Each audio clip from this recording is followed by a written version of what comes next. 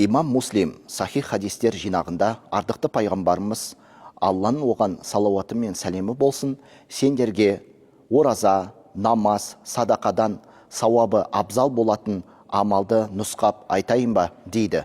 Сонда сахабалар я Расулаллах деп жауап береді. Пайғамбарымыз саллаллаху алейхи вассалам өз араларында түзетіндер деп жауап береді.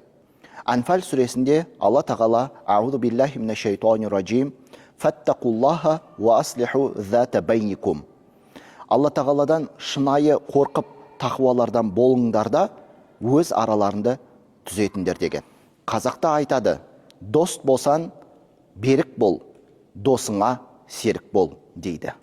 Дінімізде достық, бауырмашылық қарым-қатынаста болу аса маңызды. Бір-бірімізбен достықта, жақсы мәміледе болғанымыз абзал.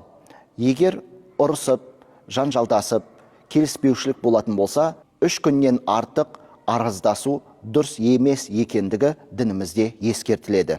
Сондықтан, егер екеу ара келіспеушілік болатын болса, ұрыс, керіс болатын болса, онда сол 3 күнге жеткізбей, бірінші болып кешірім сұрап, достықта болған дұрыс болады.